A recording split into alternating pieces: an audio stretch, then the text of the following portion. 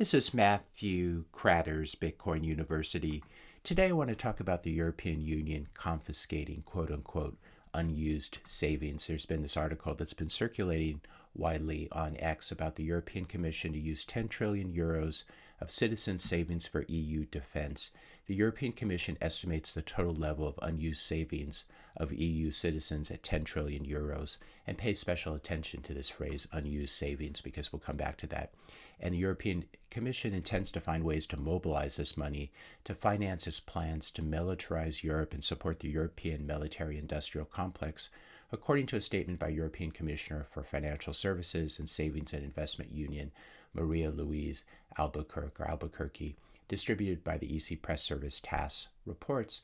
This is an article that comes out of Belarus. It looks like that's where the domain is. So we're going to look into this, see how much of this is true. It looks like this is based on this speech, which was indeed given by Commissioner Albuquerque to the European Commission. And in it, he has a couple phrases. I want to go through a couple paragraphs. He says, quote, "Today we have some 10 trillion euro of citizen savings in low-yield deposit accounts. Europeans are among the best savers in the world, yet they're not getting significant returns on their savings. This is simply not fair." I think it's pretty funny to hear something like that from a bureaucrat. Doesn't he understand that it's Europe's own central bank? It's the ECB itself that sets the short-term interest rates that savers receive. The ECB intentionally pins these interest rates always below the true rate of inflation as a way of further stealing from savers by eroding their purchasing power. So it's pretty funny to hear him say that this is not a fair situation. Of course it's not a fair situation. We live under these central bankers, unfortunately. And of course, the Federal Reserve, the U.S. Central Bank, does the same thing in the U.S. in terms of manipulating interest rates. If we take a look at ECB deposit rates, this gives us a rough idea of what savers can receive in the euro area. And for many years, in fact, this number was actually negative, where you'd lose money keeping money in a savings account, and then has recently become positive, got as high as 4%, and now is being cut again. But what's really unfair, of course, is when a central bank pins interest rates and makes them negative. This is not something he mentions in his speech. He's just concerned that he sees a pile of money sitting there in savers accounts that he wants to use.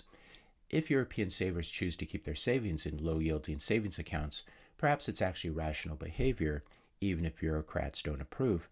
Maybe European savers are worried about war on the continent, as we're going to be talking about.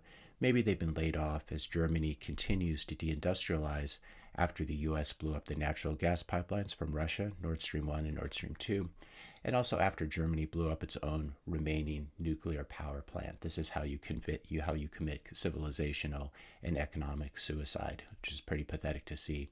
You know, you can't run an industrial economy without cheap baseload electricity, and for that you need either hydrocarbons or nuclear, and Germany seems to be allergic to both of them because of the dominance of the Green Party for so many years, completely destroying the country.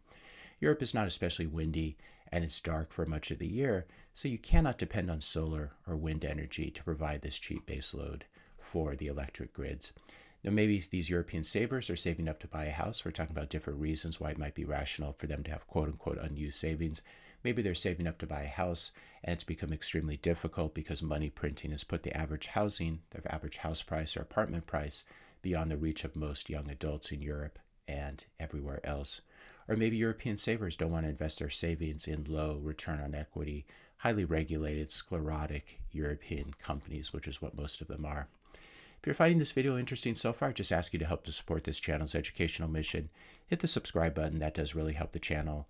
Leave a like, leave a comment, question, suggestion for another video. Share this video with a friend or family member. And what I also always forget to say is you can also support this channel by leaving a tip, clicking the thanks button, or joining the channel to receive some free videos and some emojis. Ursula von der Leyen, Europe has all it needs to take the lead in the competitiveness race. It certainly does if the EU and the government and the bureaucrats and the EU Commission would step out of the way. This month, the EU Commission will unveil the Savings and Investments Union. This is, of course, what this speech was about that we were talking about. We'll turn private savings into much-needed investment. That sounds definitely sinister. And we'll work with our institutional partners to get it off the ground. So, of course, there's some good money for bankers to be made here as well. About this initiative, the Savings and Investments Union will build upon the successful completion of 2 action plans, blah, blah, blah, It aims to connect savings to the most productive investment, as if government could ever do something like this, match savings with productive investments, with a focus on the union's strategic objectives. Oh, what are the odds that, of course, the union's strategic objectives would be the most productive investment? They're just defining it to be this way, including, quote, innovation, decarbonization, of course, blowing up your nuclear power plants and making sure you don't have any more hydrocarbons, digital technologies, and defense. Defense is probably going to be more like war. It will focus on increasing returns on savings of EU citizens and widening financing opportunities for businesses, improving the competitiveness of the EU. And again, that strategic objective includes innovation. Governments simply cannot command or legislate quote unquote innovation into existence. If they could, every country in the world would be wildly prosperous. True innovation actually just happens when governments get out of the way of smart and productive people, let them freely communicate and share and critique ideas. This is where free speech comes in and is a very part of societal innovation. And also when the government enables people to easily start companies without having to endure endless bureaucratic red tape. If you have free speech, if you don't have a lot of bureaucracy, you can have much better innovation in terms of people starting new tech companies especially. And by contrast, the EU is the opposite of all these things. It's a highly regulated, bureaucratic, woke nightmare of a place to do business. And this is not just me as an American, an ugly American, pointing that out.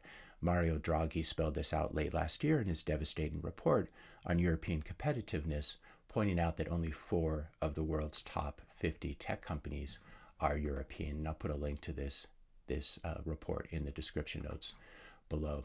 But before we end, I wanted to turn to this discussion of unused savings, because this is what was really being discussed on X this term. I think Knut Svanholm had a great summary here. There's no such thing as quote-unquote unused savings. Money is never idle, but always of some use to its owner. Money perpetually acts as insurance against uncertainty. When people are saving money, it's not being unused. In fact, it's being used as a way of hedging against future uncertainty. Unused savings, the way governments use this phrase, it's simply another Orwellian neologism, another new word, another warping of the language by the government in the service of government overreach. It means that a government is looking for new ways to confiscate your private property after you've already paid income taxes and capital gains taxes and property taxes and government license fees on the same money. That's when it becomes savings. You've already run the gauntlet of all these government taxes, but that's not enough for the EU. They want to tax you even more. Quote unquote unused savings, you could just think of it as private property that the government hasn't succeeded in stealing from you yet. Idle savings is savings that you worked hard to accumulate that the government wants to redistribute to idle, lazy people, especially government bureaucrats. And then there's this phrase hoarding that always comes up in this context as well. Government never hoards, but it accuses you of hoarding. This is always the last word you hear before a government tries to steal your private property. And this is funny. This was in the Executive Order 6102 by President Franklin Roosevelt, in which he forbid the quote-unquote hoarding of gold coin, gold bullion, and gold certificates. These were just savers trying to hedge against dollar devaluation, but he uses this pejorative hoarding. Whenever you see hoarding, you know the government's about to try to attack your private property. Tuur has a couple great tweets here I wanted to highlight in this context, since he comes out of Europe. The people who want to mobilize the 10 trillion in private citizen savings and who are overseeing 13.8 trillion euros in combined government debt seem to be as excited as ever about subsidizing questionable regimes all around the world. And he's quoting Ursula von der Leyen here, saying, we're presenting a new 4.7 billion euro global gateway investment package for South Africa. Really, Europe should take care of its own people before it worries about this. And then Tuur points out, remember what von der Leyen said last week, Rearm Europe could mobilize close to 800 billion euros of defense expenditures for a safe and resilient Europe. And here's the conclusion, which I think is probably correct, is the ambition to transition the EU from a welfare state to a warfare state union. It seems that Europe for the past 100 years has fallen back and forth between these two things, a welfare state and a warfare state. And then Tuur points out this this article from the Netherlands Ministry of Defense, for the first time in 30 years, investigating reinstating the draft. So this is quite ominous. And I think if you're paying attention, all the warning signs are here. If you've read history books, you've seen this happen before. EU politicians may be looking to war as a way of gaining even more control over their populations and trying to distract them from their failed immigration policies, which have been a complete disaster, and the massive government debt loads. Manufacturing a crisis is a great way to stay in power and consolidate power, as well, as we've seen from 9/11 leading to the Patriot Act and the Forever Wars, which were great for the military-industrial complex, not too good for the U.S. debt load or for the common American. And of course, with COVID, the massive money printing that followed that, the stripping of constitutional rights, the huge profits for Big Pharma and their enablers, internet censorship, and everything that came with that. So how can you protect yourself and your savings, whether you're in Europe or elsewhere? Consider leaving Europe before it's too late. I hate to say that. Some people probably should stay and fight for the homeland, whatever their homeland is. But if you fought for the homeland, for example, in the Soviet Union in 1918, at the time of the Russian Revolution, you had to wait until you were over 70 years old for things to be restored. So sometimes you might have to just leave. The EU, I believe, is in the process of imploding. And it's not going to be pretty, especially as the monetary union is torn apart in the process. It's becoming more and more totalitarian every week.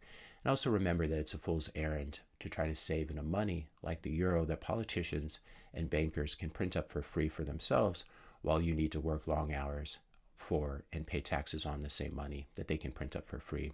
So if you're European, consider moving your savings into Bitcoin to protect your savings to the extent that they even let you get into Bitcoin anymore. I think it's an even worse situation as we have now in the EU, when politicians are eyeing your quote-unquote unused savings, which you already pay taxes on, and trying to come up with ways to get you to invest that money in war and decarbonization. And I think it's funny to juxtapose those two things as the EU Commission does, because what's the carbon footprint of a massive war in the European continent? These people seem to want opposing things. Will I be able to buy carbon credits to offset all the bombs? Inquiring minds want to know. It looks like Europe really does not want a peace to be brokered by the U.S. This is from a couple of weeks ago. Leaders arrived in Kiev urging Zelensky to stay the course and refuse efforts by the Trump administration to end the war. Leaders in attendance from Canada and all over Europe. Also here, Ukraine EU leaders are in Kiev to encourage Zelensky not to agree to a brokered peace. The message is clear: stay the course. These people are bent on war. If you want to go deeper into Europe's decline, you might also enjoy my recent video on the new CBDC, central bank digital currencies, coming to Europe in October of this year. I'll put a link to this in the description notes below. And I should say, of course, here, needless to say, I don't take joy in any of this decline. This is not about some American nationalism or jingoism trying to lord it over Europe. At one point in my life, actually, I was strongly considering moving to Germany, entranced by its literature, its music, and its general culture. But that Germany and that Europe that I admired back in the 80s and 90s is now, unfortunately, mostly dead, as far as I can tell from visits, killed by the very leaders that were supposed to protect and preserve Europe. I fear that Europe, or at least Western Europe, is now well past the point of return. And the thing is, when you put this in historical conflict, when you put this in historical context, I should say, Europe has always been a place of endless war, and the last 80 peaceful years may prove to have been the exception rather than the rule. I'll put a link to this in the description notes below, showing battles from 2500 BC to 2016. And we can see Europe here is simply one battle after another, with the last 80 years really being the exception rather than being the rule. If you enjoyed this video, be sure to hit the subscribe and like buttons. Hit the notification bell if you want to be notified when I publish my next video.